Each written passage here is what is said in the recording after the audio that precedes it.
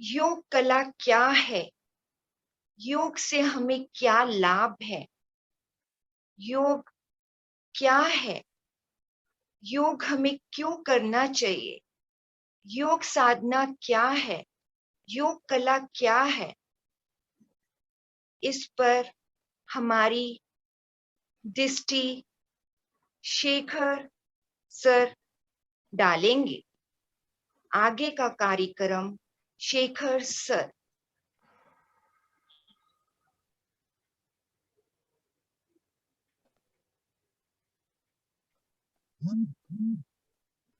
सभी को नमस्कार, प्रणाम। आज अंतर्राष्ट्रीय योग दिवस पर आप सब एकत्रित हुए हैं। आप सबको अंतर्राष्ट्रीय योग दिवस की बहुत बहुत शुभकामनाएं, बहुत बहुत बधाई। और आज मैं अपने आप को आप सबके मध्य पाकर बहुत खुश हूँ। आप बहुत संख्या में आए हैं। आइए थोड़ी सी चर्चा योग पर करते हैं और फिर योग विज्ञान संस्थान पर करेंगे।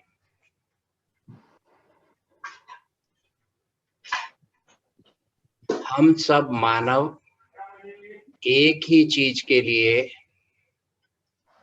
हर प्रयास करते हैं कि हम किस तरह खुश रहें, कैसे हमारी जिंदगी खुशहाल बन जाए, कैसे हमारे पास खुशी रहे। और इस मेटीरियलिस्टिक वर्ल्ड में हमारे जितने साइंसदान हैं, जितने इंजीनियर्स हैं, वो सब नई से नई चीज इजाद करते हैं, आविष्कार करते हैं, जिससे कि मानव खुश रहे। पहले जैसे साइकिल था, फिर स्कूटर आया, फिर कार आया। इसी तरह घर पहले छोटे थे, बड़े बने, सुंदर बनने लगे और उससे हमें खुशी जरूर मिलती है, पर वो खुशी बहुत कम दिन के लिए ही हमारे पास या कम समय के लिए ही हमारे पास रह पाती है। जैसे जिसके पास स्कूटर है वो सोचता है मैं कार ले लूं, जब कार लेता है तो बहुत खुश हो जाता है और पर कुछ दिन बाद ही उसको उससे बड़ी कार दिखने लगती है, या उस कार में कोई डेंट आ गया, कोई एक्सीडेंट हो गया या कोई और बात हो गई तो उसकी खुशी उस कार पर टिकी है, या किसी पड़ोसी ने बड़ी कार ले ली, या किसी ने तारीफ नहीं की, कह दिया ये रंग ठीक नहीं है, तो हमारी खुशी खत्म हो जाती। हमारे ऋषि मुनियों ने देखा कि जब हम सोते हैं और सोने के बाद जब हम उठते हैं तो हम बहुत आनंदित होते हैं, बहुत स्फूर्तिवान होते हैं और बहुत खुश होते हैं। तो तब उन्होंने सोचा कि ये क्या क्रिया होती है जिससे कि हम आनंदित हो जाते हैं, खुश हो जाते हैं, हमारे में ताजगी आ जाती है, स्फूर्ति आ जाती है।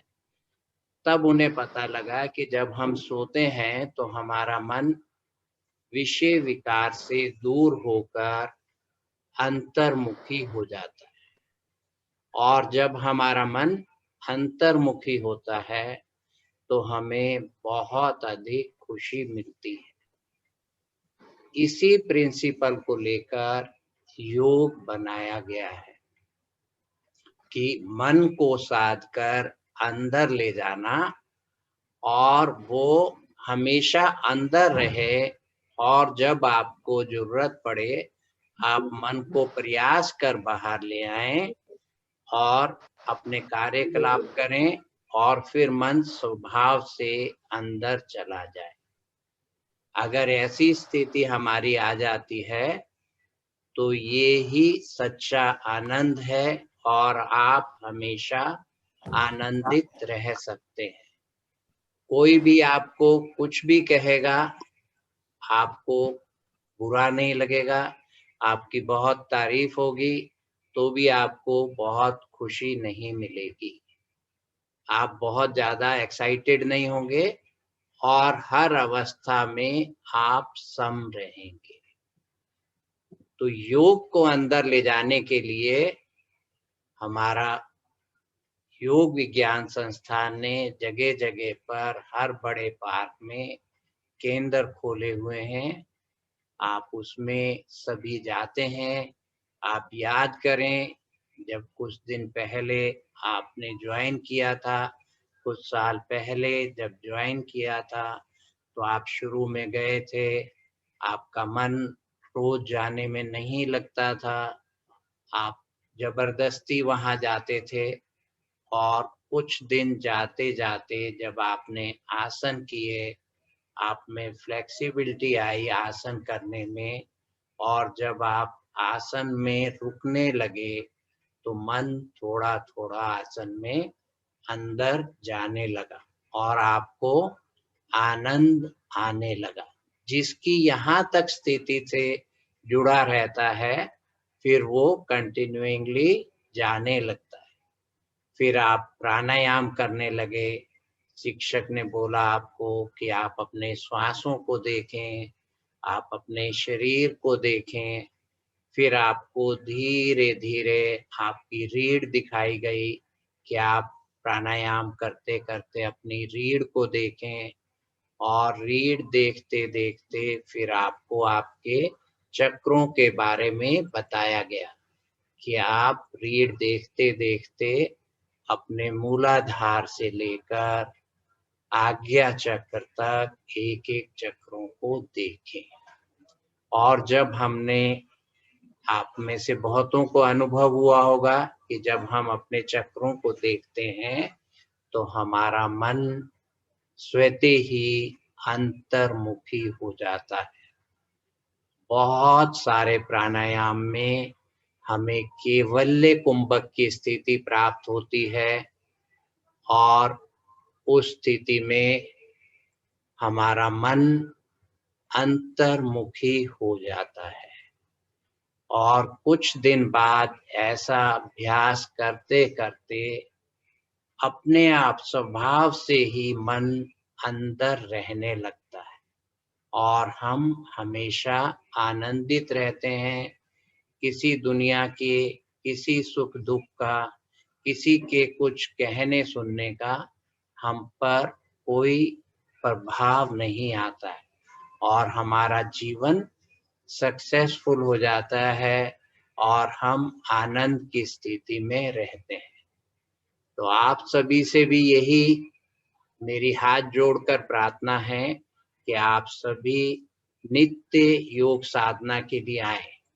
नित्य आने में ही ये सब आपको, जितनी मैंने वर्णन किया है कि मन आपका स्वभाव से अंदर रहने लगेगा, अगर आप नित्य साधना करेंगे, कोई भी उसमें ब्रेक ना करें, कोई भी छुट्टी ना लें और रोज आएं। जब हम आते हैं, वहाँ पर देखिए कितनी सारी चीजें हमें मिलती हैं। जब हम साधना के लिए पहुँचते हैं, तो सुबह सबसे पहले जल्दी उठते हैं, फिर जल्दी-जल्दी तैयार होते हैं, नहा धोकर जाते हैं, साफ कपड़े पहनते हैं और उसके बाद फिर 1 घंटा टीचर के लिए हम समर्पित हो जाते हैं, शिक्षक के लिए। जो शिक्षक कह रहा है, आप वो ही करते हैं। आप उस समय जितने भी आपके विषय विकार हैं, उनसे मन हट जाता है। वहाँ पर ना तो आपको घर की याद आती है, ना अपने बिज़नेस की याद आती है, ना नौकरी की याद आती है, ना परिवार की याद आती है।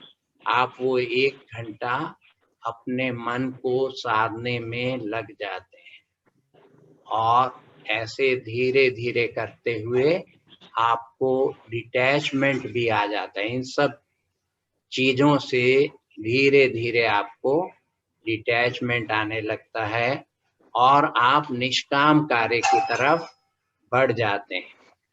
आपको शिक्षक कहता है कि आप योग दृष्टि के मेंबर बनाएं, आप योग दृष्टि लेकर जाते हैं। निष्काम कार्य का मतलब है कि जिसके बदले आपको कुछ नहीं चाहिए। तो बहुत ही सुंदर प्लेटफॉर्म योग विज्ञान संस्थान देता है आपको निष्काम कर्म करने के लिए। धीरे धीरे आप कुछ आसन कराने लगते हैं। जब आप आसन कराते हैं तो आपको वो भी बहुत अच्छा निष्काम कार्य। कभी आप किसी के आसन ठीक करने लगते हैं, धीरे धीरे आप एफिशिएंसी क्लास लेने लगते हैं, धीरे धीरे और शिक्षक बनाने लगते हैं, धीरे धीरे और केंद्र खोलने लगते हैं। तो ये सब चीजें हम करते जाते हैं अनजाने में ही।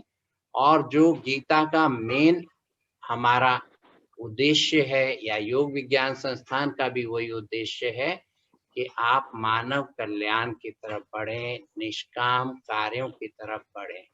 तो ये धीरे धीरे हम करने लगते हैं और हमेशा आनंदित रहते हैं।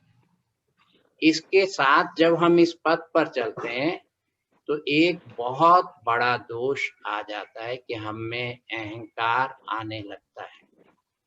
जब हम में अहंकार आने लगता है तो हम सोचते हैं कि मैंने ये सब कुछ किया है, जबकि करा ये योग विज्ञान संस्थान ने है। और हम सोचने लगते हैं कि ये मेरा केंद्र है, ये मेरा क्षेत्र है, ये मेरे को अधिकारी ऐसे क्यों डांट रहा है, या ये मेरे को ये वाला आसन क्यों नहीं दिया गया, या इस हमें प्रोग्राम में हमें आगे क्यों नहीं लाया गया। तो ये अगर दोष आ जाता है तो फिर हमारी उन्नति वहां पर रुक जाती है। तो इसको एक में छोटा सा कहानी है अर्जुन और हनुमान जी की और कृष्ण भगवान जी की, वो कुछ 5 मिनट में बताकर मैं बताना चाहूँगा कि अहंकार से हमें बहुत नुकसान कैसे हो जाता है। एक बार अर्जुन जी जो हैं फूल तोड़ने के लिए गए, और जैसे ही उन्होंने फूल तोड़ा तो हनुमान जी ने कहा, कौन है, कौन फूल तोड़ रहे हैं? तो बोला कि मैं अर्जुन हूँ। बोले फूल क्यों तोड़ रहे हो यहाँ? तो बोले मैं पूजा के लिए फूल तोड़ रहा हूँ। तो बोला कार्य पूजा तो अच्छा है, पर बिना पूछे क्यों फूल तोड़ रहे हैं आप मेरे से पूछते तब फूल तोड़ते। तो उन्होंने कहा कि मैं, और किसके लिए पूजा करनी है आपने? तो बोले कि मेरे को कृष्ण भगवान जी की पूजा करनी है, इसलिए फूल तोड़ रहा हूँ। तो हनुमान जी हंसने लगे। तो अर्जुन जी ने पूछा भी आप क्यों हंस रहे हैं? तो बोले कि जिसका भगवान ही चोर है, जो कृष्ण भगवान जी चोर हैं, तो आप चोरी से फूल तोड़ें तो कोई बात नहीं, चलेगा। तो अर्जुन जी को इस बात पे बहुत गुस्सा आ गया। उन्होंने कहा तुम्हारे भगवान ने क्या किया था? ये बानरों से, भालुओं से पुल बनवा लिया, इतना छोटे छोटे बच्चों से काम करा लिया, इतनी बड़ी मेहनत की करवाई इन बच्चों से, भालुओं से, सब बानरों से। इससे अच्छा तीर चलाते, उससे आप पुल बना लेते। तो बोले तुम बना सकते हो ऐसा पुल? इतना लंबा और इतना मजबूत पुल बना सकते हो जिससे पूरी वानर सेना चली जाए? हनुमान जी ने बोले, अर्जुन तो बहुत महारथी थे। उन्होंने कहा बिल्कुल। उन्होंने बाण वर्षा की और पुल बना दिया। तो इस बीच उन दोनों की शर्त भी लग गई थी कि अगर पुल बन गया और हनुमान जी उसमें से पार हो गए तो हनुमान जी जो कहें, अर्जुन भगवान जी जो कहेंगे वो हनुमान जी करेंगे। और अपना माइक म्यूट कर लें। तो इस और अगर नहीं हुआ तो नहीं बन पाया पुल, या हनुमान जी उसमें से पार नहीं हो पाए, तो अर्जुन जी वहीं भस्म हो जाएंगे। तो पुल पूरा बन गया, बहुत मजबूत पुल बन गया। वान वर्षा से अर्जुन तो इसमें बहुत ही माहिर थे। तो हनुमान जी ने अपना रूप बनाया और खूब बड़े हो गए, और इतने बड़े हो गए कि सूरज भगवान भी ढक गए। तो अब अर्जुन ने कहा अब तो आज मैं मरा। और जैसे ही उन्होंने पहला पैर रखा पुल के ऊपर, तो पुल जो है पाताल में पहुंच गया। अब अर्जुन ने सोचा कि अब क्या किया जाए। उन्होंने लकड़ियां इकट्ठी की और आग लगाने लगे। तो कृष्ण भगवान जी को हनुमान जी ने याद किया कि ये आपका चेला तो आज जाने वाला है, आओ बचाओ इसे। कृष्ण भगवान जी वहां पहुंचे, बोले आपकी जब शर्त लगी थी तो कोई तीसरा आदमी था? बोले नहीं था। तो बोला तुम ही फैसला कर रहे हो, तुम ही शर्त लगा रहे हो, तो ऐसे नहीं चलेगा। अब मैं आ गया हूं, अब मैं फैसला करूंगा, तुम फिर से पुल बनाओ। बना सकते हो दोबारा से? बोला हाँ बना सकते। फिर उन्होंने वैसे ही किया, हनुमान जी ने वैसे ही रूप बढ़ाया, पर इस बार कृष्ण भगवान जी पुल के नीचे खुद खड़े हो गए चुपचाप से, जिससे किसी को पता ना। और हनुमान जी ने पूरा पुल पार कर लिया और वापस आ गए। तो हनुमान जी ने कहा कि अब जो आप कहोगे मैं करूंगा। तो अर्जुन ने कहा चल मेरे साथ अभी चल। तो कृष्ण भगवान जी बोले नहीं, अभी नहीं लेकर जाएंगे, जब जरूरत होगी तब लेकर जाएंगे।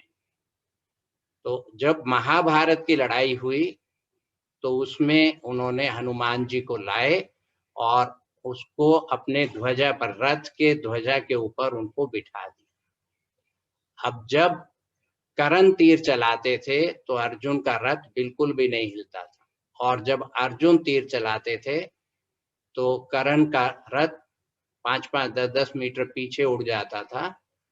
तो अर्जुन कहते थे हमेशा भगवान को कि देखा मेरी ताकत। कृष्ण भगवान जी को बोलते थे कि मैं तीर चलाता हूँ, कर्ण का रथ उड़ जाता है। तो कृष्ण भगवान जी को तो मालूम था कि क्यों उड़ता है, तो मन मन मुस्कुराते रहे। तो जब लड़ाई खत्म हुई तो वापिस आए तो कृष्ण भगवान जी ने कहा अर्जुन जी उतरो आप। तो बोले पहले आप उतरो। बोले नहीं, पहले आप उतरो। तो पहले अर्जुन जी उतरे, फिर कृष्ण भगवान जी उतरे और फिर हनुमान जी को उतारा गया। जैसे ही हनुमान जी उतारे गए वैसे ही रथ उड़कर बहुत पीछे चला गया, 100 मीटर 200 मीटर पीछे चला गया और उसमें आग लग गई। बोले ये क्या हुआ भगवान? बोले ये तो पहले ही तीर में तुम्हारा जो रथ है 100 मीटर पीछे उड़ जाता, ये तो हनुमान जी बैठे हुए थे तो आप बचे रहे, हम सब बचे रहे। तो ऐसे ही ये है कि जब अहंकार हमें आ जाता है तो हम सोचते हैं हम ही कर रहे हैं, जबकि वो भगवान या योग विज्ञान संस्थान हमारे हाथों ये सब कार्य करा रहा होता है। तो आप सभी ध्यान रखें कि आपको अहंकार ना आए। नहीं तो जिस पद पर आपने इतनी मेहनत की, इतनी दूर तक आप आए, और अगर आपने अहंकार कर लिया कि मैं दान कर रहा हूँ, या मैं निष्काम कार्य कर रहा हूँ, या मैं 100 सदस्य योग दृष्टि के बना रहा हूँ, या मैं इतनी क्लास चला रहा हूँ, या मैं इतना समय दे रहा हूँ, तो उसमें फिर आपको जितनी आपने मेहनत की सब बेकार जाएगी और आपको लाभ आने की बजाय नुकसान आएगा। तो आप सभी से हाथ जोड़कर विनती है कि अपने अहंकार को ना बढ़ने दें, नित्य योग साधना करें। जो नए जुड़े हैं धीरे धीरे अपने आसन में पहले समय लगाएं, एक एक आसन लेकर उसको सिद्ध करें, अपनी फ्लेक्सिबिलिटी बढ़ाएं, थोड़ा प्राणायाम में ध्यान लगाएं और फिर ध्यान करें। आप सभी को नमस्कार, प्रणाम।